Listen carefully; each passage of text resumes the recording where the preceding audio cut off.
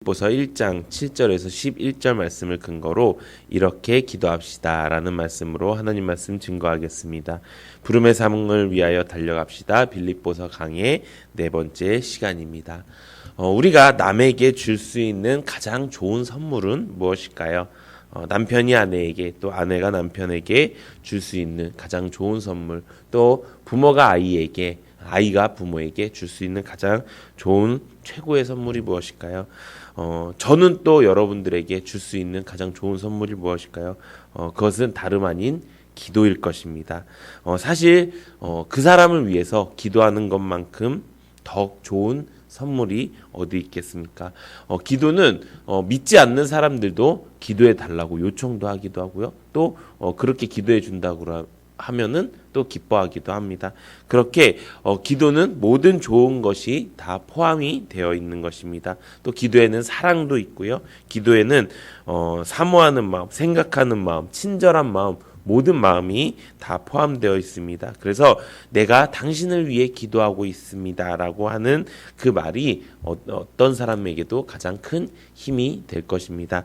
그런데 사도 바울은 오늘 누구에게 기도하고 있습니까? 바로 자신이 사랑했고, 자신이 함께했고, 자신이 함께 신앙생활을 했던 그 공동체를 위해서 기쁨으로 기도한다고 이야기하고 있습니다. 우리 오늘 9절 말씀을 보면 이렇게 기록되어 있습니다. 내가 기도하노라 너희 사랑을 지식과 모든 총명으로 점점 풍성하게 하사 예수 그리스도로 말미암아 의의 열매가 가득하여 하나님의 영광과 찬송이 되기를 하시기를 구하노라. 바울은 내가 기도하노라라고 이야기하고 있습니다. 바울은 빌립보 교인들만 생각하면은 마음이 불타올랐습니다. 그들과 함께 복음의 교제를 했던 그 일들을 생각했습니다. 그들을 생각하면 기쁨이 넘쳐났고요. 감사가 넘쳐났습니다. 우리도 이런 셀 공동체를 만들기 소망합니다. 우리가 셀 공동체를 생각할 때 어떻게 생각하느냐가 중요합니다. 그냥 와서 그냥 같이 이야기를 나누고 말씀을 나누고 집에 가서는 그냥 내 삶을 사는 것이 아니라 집에 가서도 생각나는 공동체, 집에 가서도 우리 셀 사람을 생각하면, 우리 셀장님을 생각하면 너무나도 기쁘고 감사가 넘치는 그런 공동체가 되기를 소망합니다. 그리고 이런 공동체를 위해서 항상 기도하시는 여러분들 되시기를 소망합니다. 기도는 능력입니다. 기도하는 대로 이루어집니다. 왜 그렇습니까? 내가 일을 하면은 일하는 것은 납니다. 근데 내가 기도하면요, 일하시는 것은 하나님이십니다. 우리가 이 원리를 정확히 알아야 됩니다. 내가 하는 일들은 내가 하는 것입니다. 그런데 내가 기도하는 것은 누구에게 기도하는 것입니까? 내가 열심을 내서 기도하는 것이 아닙니다. 내가 하나님께 기도를 올려드리는 것입니다. 그럼 하나님이 그 기도를 들으시고 하나님이 일하시는 것입니다. 그렇기 때문에 기도가 능력이 있는 것입니다. 내가 내 생각대로 내 마음대로 하는 기도는 능력이 없습니다. 하나님께 구하고 하나님이 일하시는 그 기도가 진정한 기도이고 능력이 있는 기도입니다. 우리가 이 기도를 하는 은혜가 있기를 바랍니다. 그래서 오늘 이 말씀을 통해서 우리가 공동체를 위해 또 사랑하는 사람을 위해 어떻게 기도하면 좋을지 함께 은혜를 나누기를 소망합니다. 첫 번째로 이렇게 기록되어 있습니다. 지식과 총명으로 풍성한 사랑을 갖는 기도를 하시기 바랍니다. 9절 다시 보면요. 내가 기도하노라 너희 사랑을 지식과 모든 총명으로 점점 풍성하게 하사라고 이야기하고 있습니다.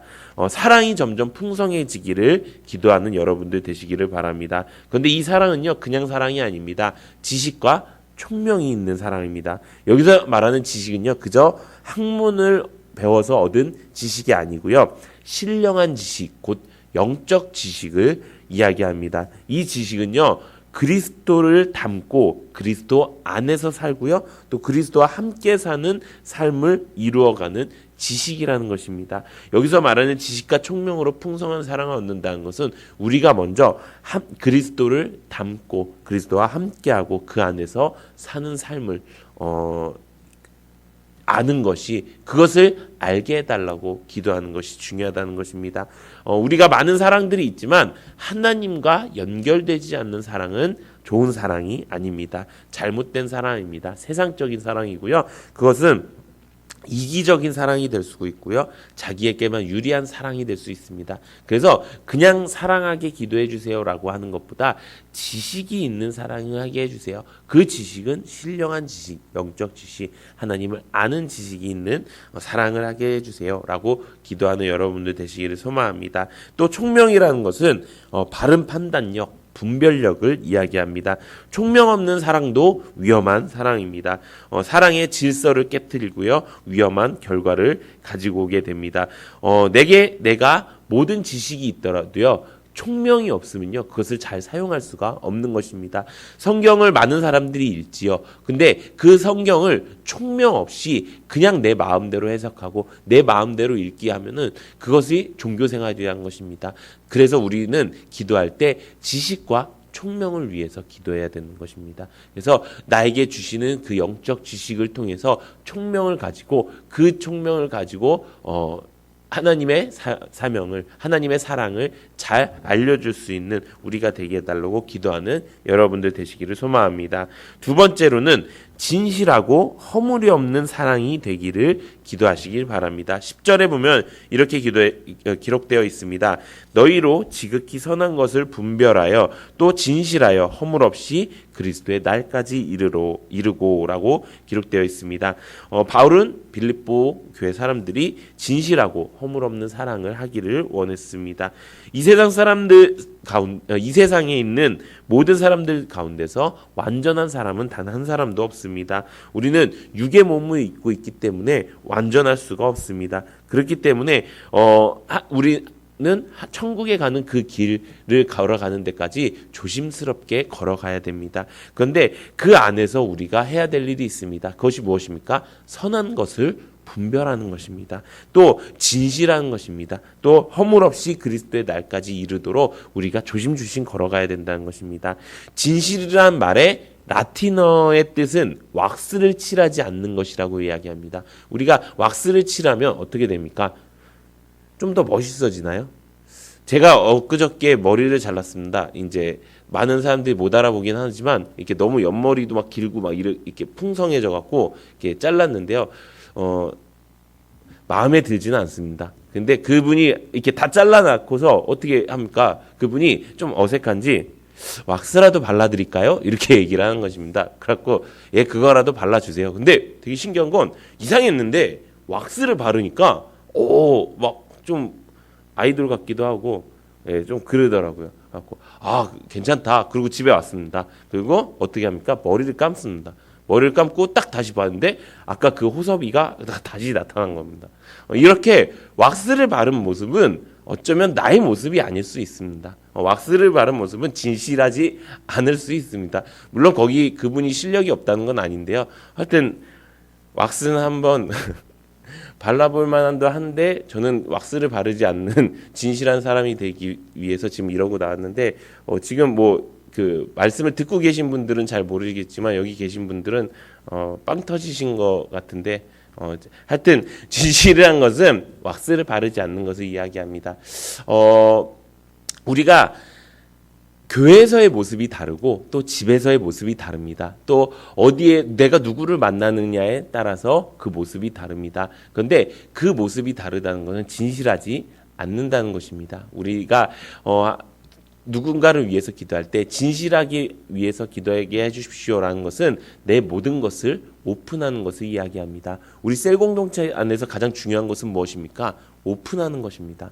내가 그냥 겉모습만 그냥 교회 와서 그냥 안정된 모습, 평화로운 모습 이 모습만 보이는 것이 아닙니다. 내 안에서 죄와 싸우고 있는 수많은 모습들을 보이고 그 안에서 다 보여준 다음에 그것을 권면도 받고 권책도 받고 여러 가지로 모습을 통해서 구원의 길로 이뤄가는 것 그것이 진실한 사랑이라는 것입니다. 우리가 이렇게 기도하기 원합니다. 또 이런 진실이란 말은 아까는 라틴어였는데 이번에 헬라어를 보면요 햇빛에 비추어 보다라는 뜻입니다. 이 말은 무엇이냐 이제 그늘진 곳에서 어떤 물체를 보면은 얼룩이 묻었는지 안 묻었는지 잘 보이지 않는다고 합니다. 그런데 햇빛에 딱 비춰보면은 그게 얼룩이 있는지 없는지 보여진답니다.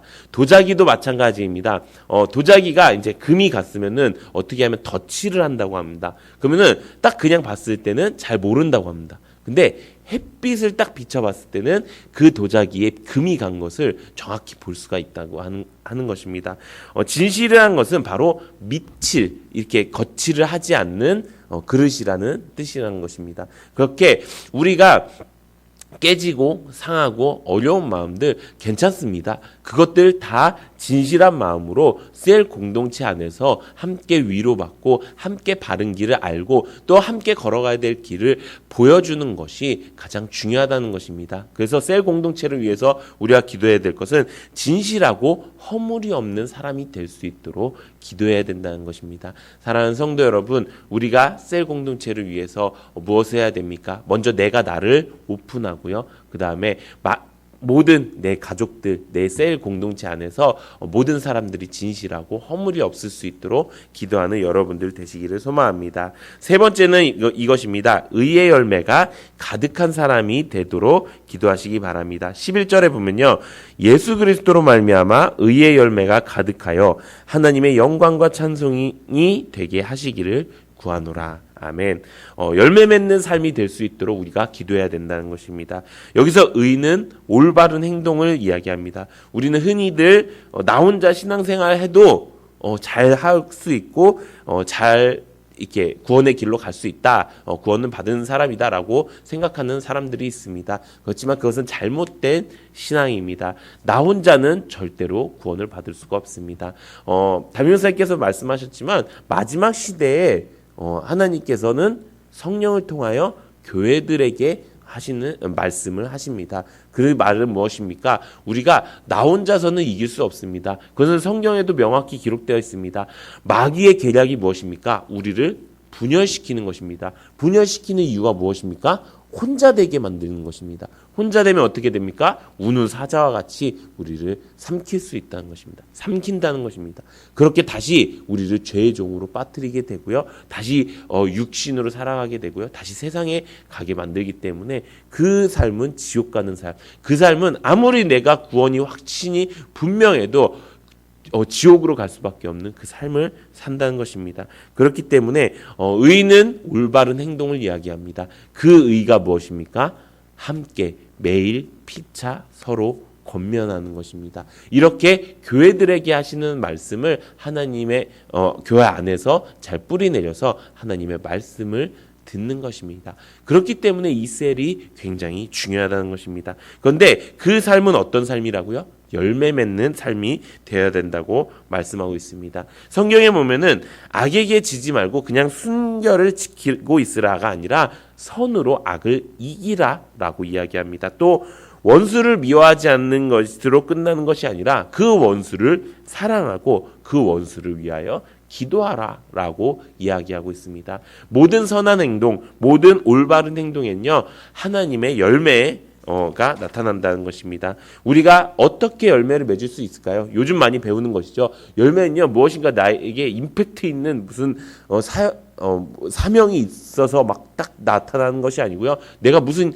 사역을 해서 나타나는 것이 아닙니다. 그냥 예수님 안에 붙어 있으면은 열매를 맺을 수가 있습니다.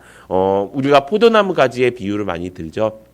우리는 가지입니다. 가지는요 나무에 잘 붙어 있기만 해도 열매를 맺는 것입니다. 그런데 사람들은 그 붙어서 내가 무엇인가 하려고 합니다. 근데 그것보다 더 중요한 것 붙어 있는 것이 중요합니다. 그래서 우리가 공동체를 위해서 기도할 때 이렇게 기도하시기 바랍니다. 그 사람이 혹은 내가 혹은 우리 모든 셀원이 잘 붙어 있게 해주세요. 붙어 있기만 하면 열매 맺습니다. 예수님 안에 있기만 하면 열매 맺고 의의 길로 갈 수 있습니다. 하나님, 우리가 이 공동체 안에서 잘 붙어 있게 해주세요. 라고 기도하는 여러분들 되시기를 소망합니다. 이렇게 되면 어떻게 된다고요? 다시 11절을 보면요. 예수 그리스도로 말미암아 의의 열매가 가득하여 하나님의 영광과 찬송이 되게 하시기를 구하노라. 아멘. 이 모든 것들을 하는 이유가 뭐죠?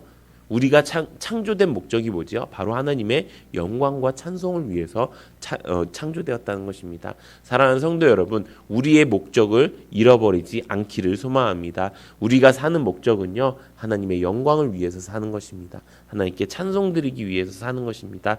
내가 세상에 잘 먹고 잘 살려고 사는 것이 아니라 내가 하나님의 사람으로, 내가 하나님께 평생 하나님의 영광을 위해서 사는 우리 공동체가 되게 해달라고 기도하는 여러분들 되시기를 소망합니다. 그래서 우리 공동체가 더욱더 하나님 안에서 풍성한 사랑 가운데 더욱더 견고해지고 더욱더 하나님의 뜻대로 살아가는 그런 의의 공동체가 되기를 예수님의 이름으로 축원합니다.